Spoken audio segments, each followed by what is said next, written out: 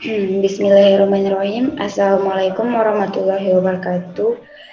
Perkenalkan, nama saya Intan Diana, NIM saya B1061226. Baiklah, pada kesempatan kali ini saya akan menjelaskan sedikit pemaparan mengenai saham syariah. Yang next.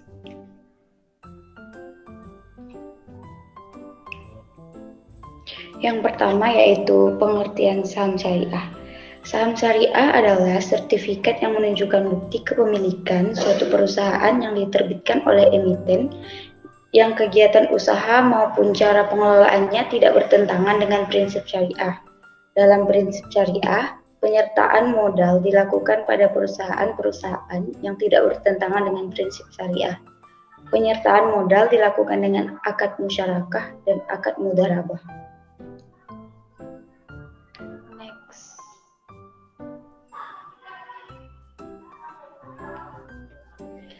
Yang kedua yaitu landasan hukum saham syariah. Menurut Wahbah Al-Zuhaili, bermuamalah dengan melakukan kegiatan transaksi atas saham hukumnya boleh, karena pemilik saham adalah mitra dalam perseroan sesuai dengan saham yang dimilikinya. Keputusan Muktamar yang ke-7 Majma' Fiqih Islami tahun 1992 di Jeddah juga menyatakan bahwa boleh menjual dan menjamin saham dengan tetap memperhatikan peraturan yang berlaku pada perseroan. Fatwa Dewan Syariah Nasional Indonesia dalam Fatwa DSN MUI nomor 40 DSN MUI 2003 telah merumuskan bahwa jual beli saham adalah boleh dilakukan. Next.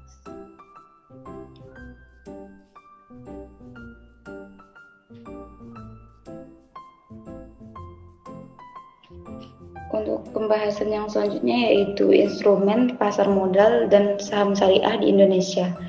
Instrumen saham syariah terdiri dari saham, emiten, pasar premier, dan pasar sekunder.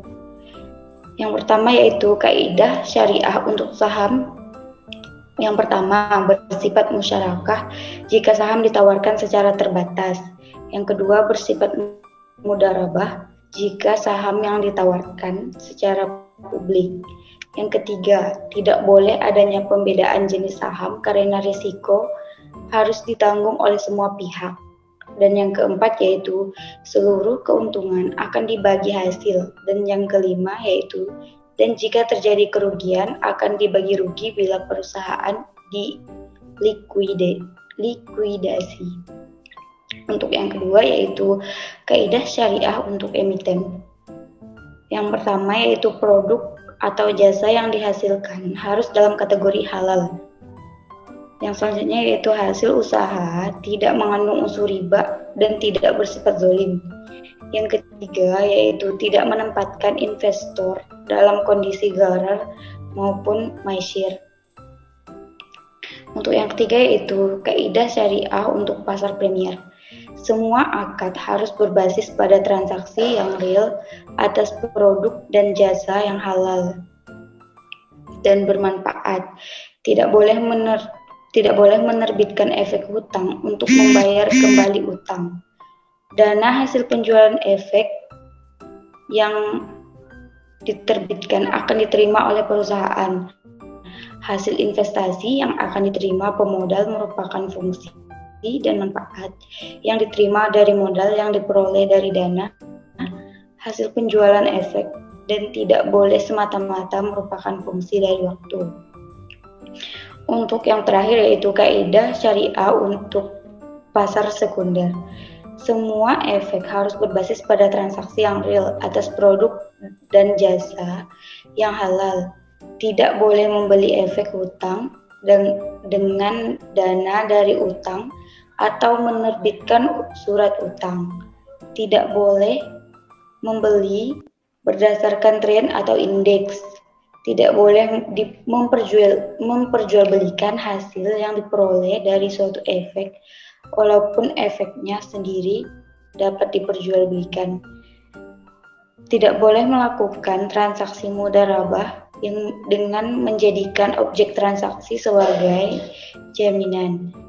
Yang terakhir yaitu tidak boleh melakukan penawaran palsu dalam transaksi. Next.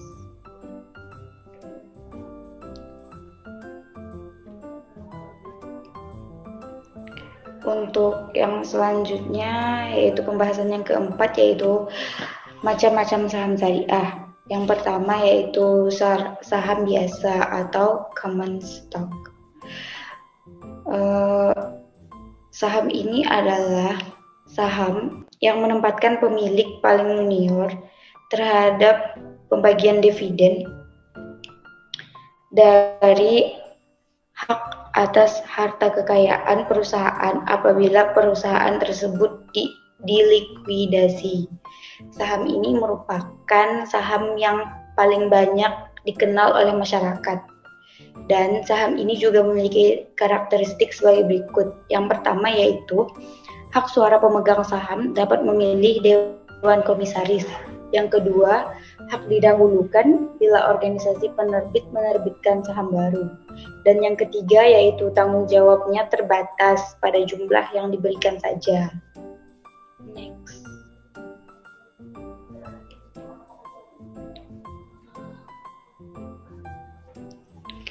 Untuk yang kedua yaitu saham preference atau preference stock. Saham yang memiliki karakteristik gabungan antara obligasi dan saham biasa karena bisa menghasilkan pendapatan yang tetap. Saham ini dikenal lebih sulit daripada saham biasa dan saham ini juga memiliki karakteristik sebagai berikut. Yang pertama yaitu memiliki berbagai tingkat dapat diterbitkan dengan karakteristik yang berbeda. Yang kedua, tagihan terhadap aktiva dan pendapatan memiliki prioritas lebih tinggi dari saham biasa dalam hal pembagian dividen. Dan yang ketiga yaitu dividen kumulatif bila belum dibayarkan dari periode sebelumnya, maka dapat dibayarkan pada periode berjalan dan lebih dahulu dari saham biasa. Next. Untuk yang pembahasan kelima yaitu perbandingan saham syariah dan saham konvensional di pasar modal. Saham syariah dapat diperdagangkan kapan saja di pasar sekunder tanpa memerlukan persetujuan dari perusahaan yang mengeluarkan saham. Sedangkan saham syariah dengan kontrak mudharabah dan musyarakah ditetapkan berdasarkan persetujuan Rabul Mal atau investor dan perusahaan sebagai mudharib untuk suatu periode tertentu. Saham syariah seringkali dianggap tidak liquid karena batasan periode kontrak yang meningkat. Sedangkan saham konvensional lebih liquid dan atraktif karena dapat dijual kapan saja. Next.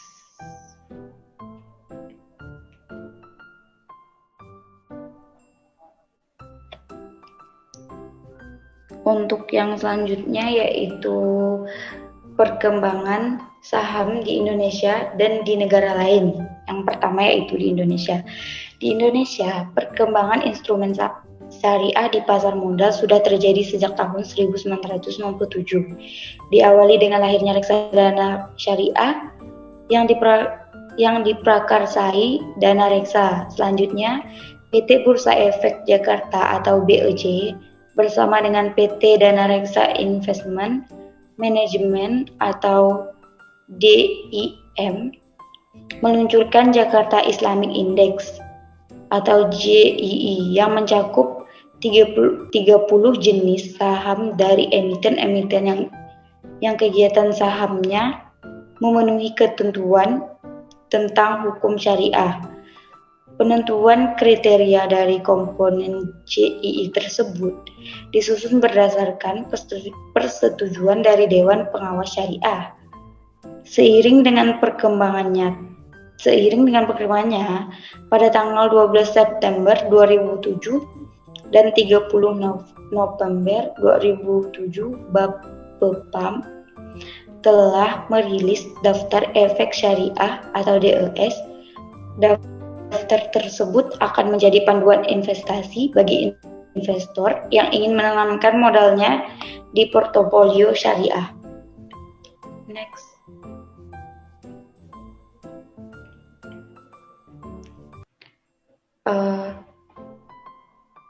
Di negara lain. Di sini kita mengambil negara Malaysia.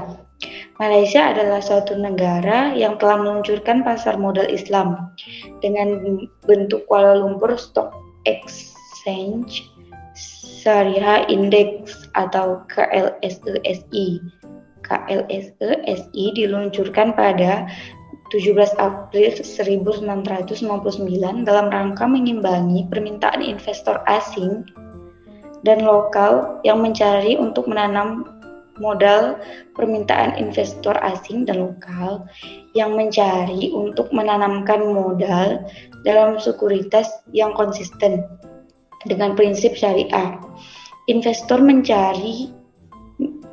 mencari-cari untuk dilibatkan dalam investasi berdasarkan pada prinsip syariah sekarang mempunyai suatu benchmark untuk membuat keputusan informasi yang lebih baik. KLSESI adalah suatu rata-rata tertimbang indeks berisikan sekuritas dari perusahaan papan utama yang telah didesain oleh Syariah Advisory Council atau SAC dari Komisi Sekuritas SC. SAC mengeluarkan kriteria standar yang difokuskan pada aktivitas utama dari perusahaan-perusahaan yang tercatat di KLSE. Dengan demikian, perusahaan-perusahaan yang aktivitasnya tidak bertentangan dengan prinsip syariah akan termasuk ke dalam saham yang disahkan. Next. Di Malaysia ada 2 indeks syariah. Yang pertama yaitu KLSE Syariah Index dan Rashid Hussain BHD atau RHB Islamic Equity Index, yang mana mencerminkan tumbuhnya minat akan saham Islam di negeri tersebut. Indeks ini sudah menyajikan suatu platform yang sangat kuat untuk pertumbuhan saham dan manajemen dana Islami dan industri broker saham di Malaysia. KLSE Syariah Index telah menunjukkan performa yang baik pada tahun 2001 dengan keuntungan mencapai 2,3%.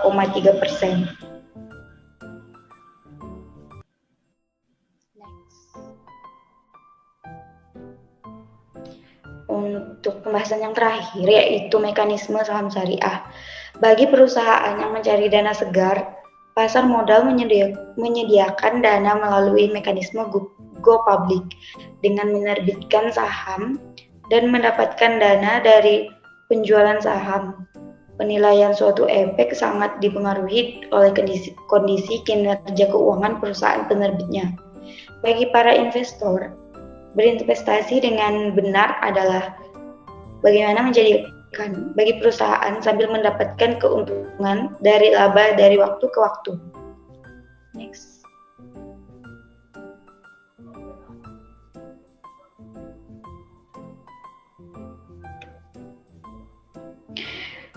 Mekanisme transaksi saham dibagi menjadi 2 macam, yaitu yang pertama transaksi di pasar perdana. Bagi investor yang ingin membeli saham di pasar perdana, haruslah menggunakan pertimbangan yang mengeluarkan efek tersebut melalui prospektus.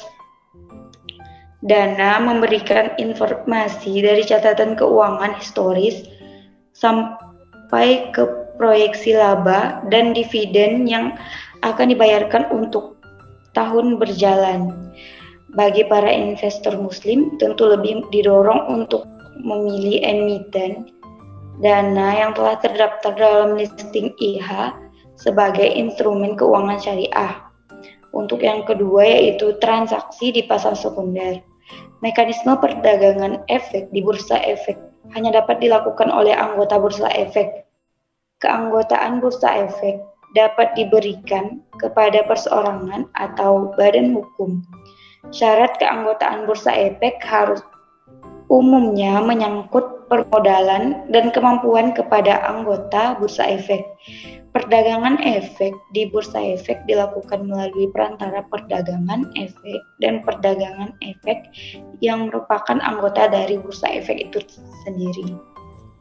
Next. Untuk yang selanjutnya yaitu kesimpulan. Kesimpulan yang dapat ditarik dari pembahasan makalah adalah pembahasan mengenai saham syariah.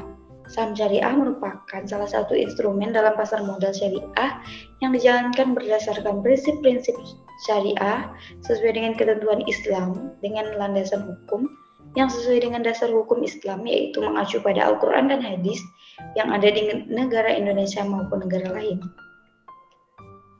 Baiklah, mungkin sekian pemaparan mengenai